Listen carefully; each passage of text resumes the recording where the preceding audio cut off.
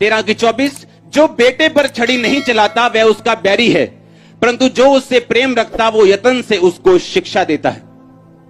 परमेश्वर ने कहा जो अपने बेटे पर छड़ी नहीं चलाता वो उसका क्या है? वो उसका बैरी है। कुछ लोग, कुछ बाप, कुछ माएं बड़ी कूल बनने की कोशिश करती ना, ਅਸੀਂ ਤਾਂ नहीं कुछ कहते ਇਹਨੂੰ, ਆਪੇ ਰੱਬ ਚ ਆਜੂਗਾ, ਜਦੋਂ ਦਿਲ ਕਰੂਗਾ ਉਦੋਂ ਆਜੂਗਾ, ਅਸੀਂ ਤਾਂ नहीं प्रेशर करते। आप अपने बेटे को ओतनिया बना रहे हो, आप अपने बेटे को अबशालोम बना रहे हो, क्योंकि दाऊद के अंदर एक ही कमी थी, वो कमी थी अपने बच्चों को ना सिखाना और अपने बच्चों को परमेश्वर के राज्य के बारे में ना बताना। बाइबल कहती दाऊद ने अपने बेटे को कभी उदास नहीं किया, बचपन से लेकर जवानी तक कभी उसको गलत बात में डांटा नहीं, कभी गलत बात में समझाया नहीं, और बड़ा होके वो छोटा सा गलती का सांप बड़ा अजगर बन गया जो उसी को निगलना चाहता था। इसकी अगली आयत को, नीति वचन के अगले वचन को पढ़ेंगे, नीति वचन 22 उसकी 6 आयत। लड़के को उसी मार्ग की शिक्षा दे जिसमें उसको चलना चाहिए, और वह बुढ़ापे में भी उससे ना हटेगा। हालेलुया। नीति वचन का एक और वचन पढ़ो, 23 उसकी 13 आयत में लिखा नीति वचन, लड़के की ताड़ना ना छोड़ना, क्योंकि यदि तू उसको छड़ी से मारे तो वह ना मरेगा। तारीफ करो जोर से। आप इमेजिन करो, दाऊद से परमेश्वर बात करता था, वो हर वक्त जीतने वाला इंसान था, लेकिन जहां उसने वचन को तोड़ा उस विषय में उसकी हार हुई कि नहीं हुई? क्योंकि परमेश्वर कहता है वो कोई भी क्यों ना हो, मैं अपने वचन से पीछे कभी नहीं हटूंगा, मैं किसी का पक्षपात नहीं करूंगा, मैं मुंह देकर न्याय नहीं करूंगा। बाइबल कहती ओतनिया के विषय में दाऊद कहता है कि बचपन से लेकर जवानी तक उसने कभी उसको उदास नहीं किया। इसलिए अपने बच्चों के सामने कूल बनना बंद कर दो। हालेलुया। क्योंकि जब पानी सिर के ऊपर निकल जाएगा तो कोई फायदा नहीं होगा। अब्राहम का उस वचन को पढ़ेंगे, उत्पत्ति के वचन को पढ़ेंगे, उत्पत्ति इसके अगले वचन को 18:19। क्योंकि परमेश्वर ने कहा, क्योंकि मैं जानता हूं कि अब्राहम अपने पुत्रों और परिवार को जो उसके पीछे रह जाएंगे आज्ञा देगा कि वो यहोवा के मार्ग में अटल बने रहें। अब्राहम के अंदर एक आदत थी कि बेटा इसहाक, अगर प्रभु का सगा नहीं है तू तो भूल जा, तुझे प्रॉपर्टी से कुछ दूंगा। अगर तू परमेश्वर में नहीं चलेगा तो भूल जा, मैं तेरे साथ हूं।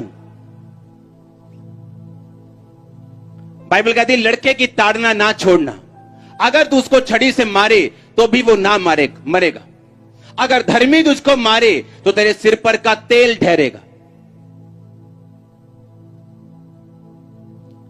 कहता लड़के को उसी मार्ग में शिक्षा दे जिसमें उसको चलना चाहिए, बुढ़ापे में पहुंचकर भी वो उससे ना हटेगा।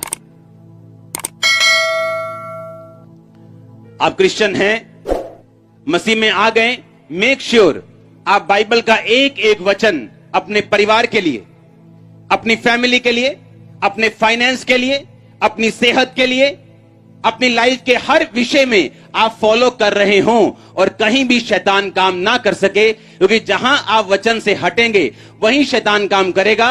चाहे वो आपके 10 हिस्से स्ट्रांग हों और 2 हिस्से कमजोर हों, तो वो 2 हिस्सों में नजर आएगा कि यहां शैतान काम कर रहा है, यहां वीकनेस है, यहां कमजोरी है, और बाकी 10 हिस्सों में इस बंदे ने पकड़ पा ली।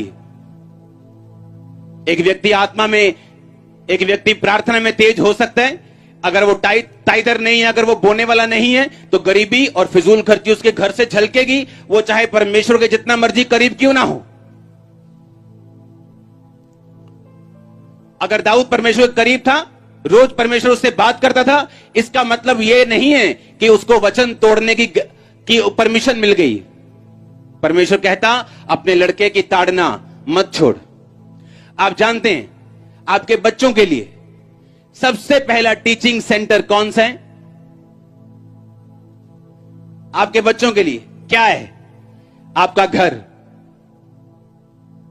आपका घर उनके लिए पहला टीचिंग सेंटर है। अगर वो उस टीचिंग सेंटर में आपने उन्हें पढ़ाया नहीं और उन्हें करेक्ट नहीं किया, आज प्रॉब्लम कहां पे है? आज प्रॉब्लम इस जगह पे है, मां बाप खुद परमेश्वर के वचन से दूर है, तो वो बच्चों को क्या सिखाएंगे?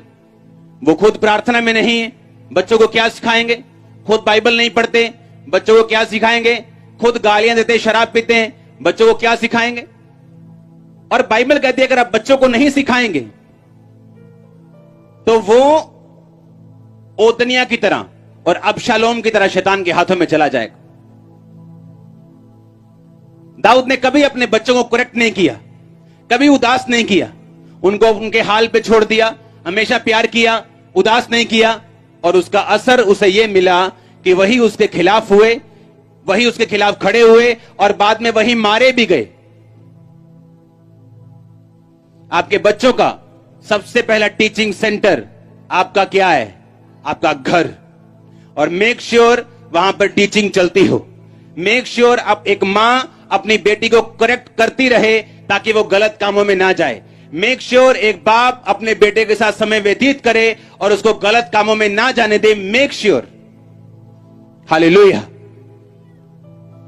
मैंने देखा है वचन के साथ कॉम्प्रोमाइज होते हुए, मैंने देखा है मिनिस्ट्रीज में जो मेन काम कर रहे हैं, सिंगर काम कर रहे हैं, लड़कियों के साथ सोने वाले, लड़कों के साथ सोने वाली ऐसी औरतें, ऐसे बंदे। और मैं बताता हूं लोगों को कि देखो तुम्हारी मिनिस्ट्री में मसा नहीं काम कर रहा, उसका रीजन ये है कि तुमने अपने बच्चों को अपने स्पिरिचुअल या अपने फिजिकल उनकी सफाई नहीं की, उनको मारा नहीं, उनको ट्रेन नहीं किया, उन पे छड़ी नहीं चलाई, उनको पूरी तरह से सेट नहीं किया। यही रीजन है। उनकी शक्लें देखते रहे तुम कि वो नाराज ना हो जाए, वो चल, अरे जाता है कोई जाए, कोई प्रॉब्लम नहीं। आपका घर, आपका पुलपिट, आपकी चर्च क्लीन और साफ और महासाफ होनी चाहिए यीशु मसीह के नाम। और जब आप ये रूल बना लेंगे, मेरे ऐसे दोस्त हैं, पास्टर दोस्त, वो अपनी मिनिस्ट्री की टेस्टिमनी देते हैं। आज मिनिस्ट्री में कितने लोग आ रहे हैं? 2 लाख, 2.5 लाख, 3 लाख, और टेस्टिमनी दे रहे हैं कि एक ही सिंगर था मिनिस्ट्री में, वही गाता था, एक ही सिंगर था, और एक दिन उसने फेसबुक के ऊपर किसी लड़की को हेलो कर दी। उसने बुलाया, पास्टर ने बोला ये तूने की है हेलो? कहता हां। कहता गेट आउट। और कोई सिंगर नहीं है चर्च में गाने के लिए, और उसको आउट किया एक हेलो बोलने के लिए। आज लोग सो जाते हैं लोगों के साथ और फिर भी पुलपट पे रहते गाने के लिए। हमें थोड़ा सा शर्म आनी चाहिए और डंडा पकड़ना चाहिए। और जितने लोग लीडरशिप में हैं उनको डंडा मार के सीधा करो, भगाओ चर्च से। देखो बाकी कैसे सीधे होते, बाकी जनरेशन जो आने वाली है कैसे सीधे होकर प्रभु के काम करते। प्रॉब्लम कहां पे? डर। ये नहीं गाएगा तो कौन गाएगा? अरे वो नहीं गाएगा, परमेश्वर लाखों खड़े कर देगा, उसके पास कमी है क्या? लेकिन जब आज लोग डंडा नहीं चलाते, ना चर्च का पास्टर, ना घर की मां, ना घर का बाप, तो वहां प्रॉब्लम्स रहती। हालेलुया। वहां प्रॉब्लम्स रहेंगी।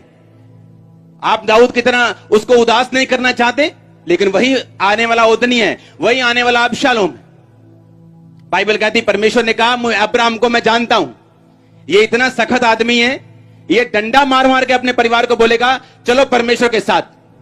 अगर बरकतें चाहिए, अगर मेरा साथ चाहिए, तो मेरे ही परमेश्वर को अपना परमेश्वर मानना पड़ेगा और उसके हुक्म को भी मानना पड़ेगा। हालेलुया।